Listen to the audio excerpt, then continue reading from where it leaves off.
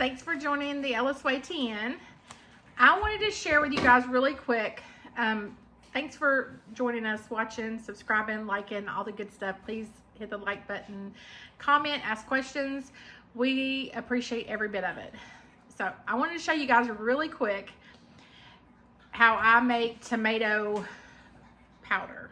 So I started doing this a couple years ago, and the reason I did it was, well, if my husband's hunting and he wants a hot cup of soup because it gets cold here at times in Tennessee during hunting season, he has a little pocket stove. So he could heat up some water, put a couple teaspoons of the tomato in there with seasoning, and he'd have him a little cup of tomato basil soup. So that's kind of how I started doing it. But then I found out throughout the year, I end up putting in soups. I end up putting it like chili, like whatever I'm making, I end up using it a lot. So this was last year's container, and I sliced tomatoes and dehydrated them, and it makes this powder. So it's really condensed, but you can put it 3 to 4 tablespoons, add some water to it, make your own paste.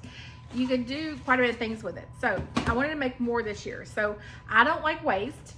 So every time I used my Weston strainer, which was amazing, it saved me a lot of time this year to strain my tomatoes, whether I was making spaghetti sauce, salsa, we made tomato basil soup, I just canned tomatoes, tomato juice, whatever. Anytime we were straining or we were peeling the peels, whatever, I saved that.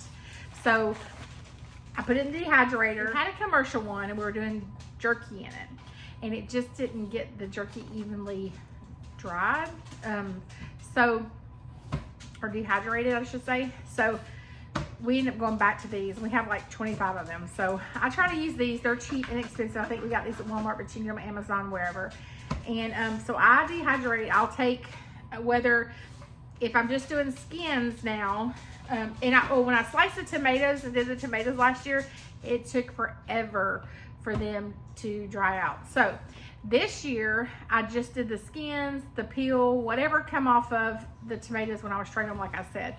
So these were actually peels, where I peeled some tomatoes, and I just put them, okay, so here's some peels I just dried, and I just used the strainer, or just not strainer, I should say. I just used this type of netting for the peels because there wasn't a lot of liquid in them. And then literally, if you just take this off and peel it, it just keeps it going. It just makes the hole smaller so it doesn't go through. You can literally just peel it off like this. So that's just the peels. Here we have, let me get to one.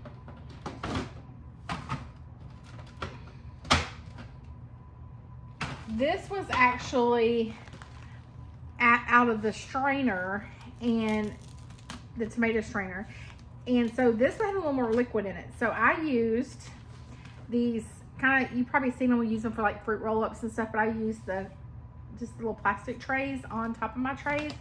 And this is actually from, like I said, the strainer. So I dehydrated like half a day, and then I flipped it and then finished it overnight on the other side, because just around the edges it won't dry out as well because of that little lip. So I just ran it a little bit longer, but you just watch it till it's dry, and it should just flake right off. You see. So now I'm going to, all I do is super simple, is I'll just take it off and put it in my chopper, and then I'm just going to chop it into the powder. So like I said, you can make it for paste, you can make quick cups of soup with it, you can add it to any type of soup that you want, like a tomato flavor to it, and it'll just enhance the flavor. So, and it stores, like I can vacuum seal it. I'll probably end up putting this in a jar, a mason jar, and vacuum sealing the mason jar with my jar sealer. So it'll last a long time. So this is an option. You can put it in Mylar bags, however you want to store it. You could just put it in one of these containers, and it's fine in this little container. So anyways, I'm going to show you how to chop it up really quick, and then the final product. So I'm just going to add these skins, and this was probably maybe 3 or 4 trays. Let me take that back. I think this was just like 2 trays. I didn't I didn't can a lot of just straight up tomatoes this year. But this little chopper is amazing. I'll catch it at the bottom. But literally, you just chop it up.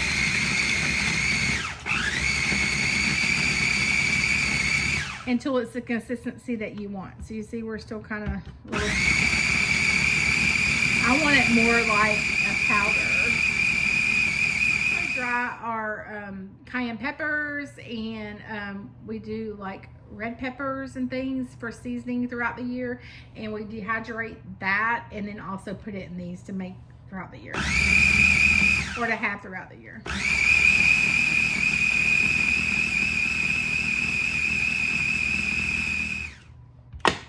Okay, can you see it? Still needs to go a little bit longer, but you can tell it's kind of getting where it needs to be.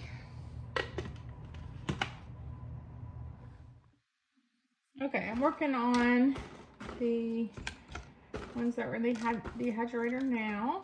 If you get little areas like this on the edges, kind of see it right there. Let's see. Just, you can, it doesn't matter if you blend it up too, but it's just where it just over dehydrated, basically started cooking at that point. So I do these also dehydrate about 125. So but I'm just gonna blend it up again. The more tomato meat that is in there, the more you're gonna get of just the like this is just tomato, so you'll get more of the texture is going to be different, it'll be finer. So if you have skins in it, it's going to be kind of like this. So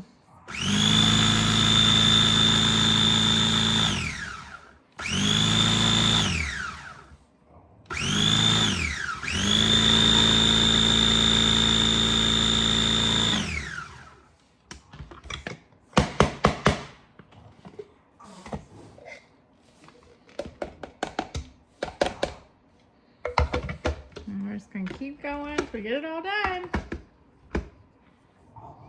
You can see. Okay, I'm all done. Here is my tomatoes. So we've got dried tomatoes. Like I said, this is, I put a little bit of water here and just made it back to a paste.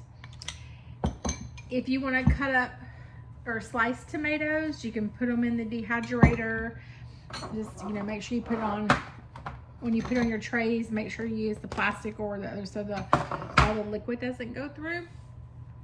Dehydrate it for, watch it, I'll do about 6 hours on 125, check it. Sometimes I'll flip it and then go another 4 to 6 hours on 125, and this is what you get. This has seeds in it.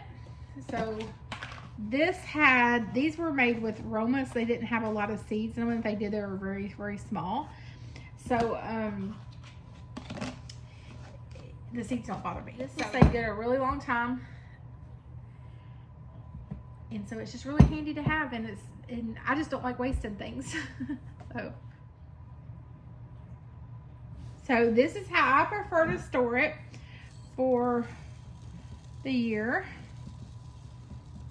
And like I said, you can vacuum seal it. You can, well, really long-term storage, you can put it in Molly bags, but just kind of pack it down. This will last a really, really long time. So, like I said, I use it in chilies and things like that. But mason jar vacuum sealer. So I actually had basil in this one, but I ground the basil up and put it in one of my handy little shakers. So I'm just going to put the top on there.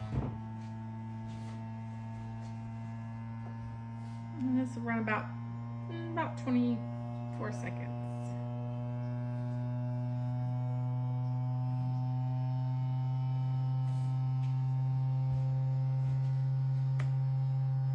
Some go a bit longer.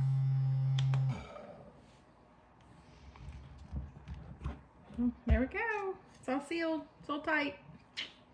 And then I'll just mark over that. I have some actually little stickers now I use, so. And it's ready for the pantry. Hope you enjoyed. Please join the LSY 10.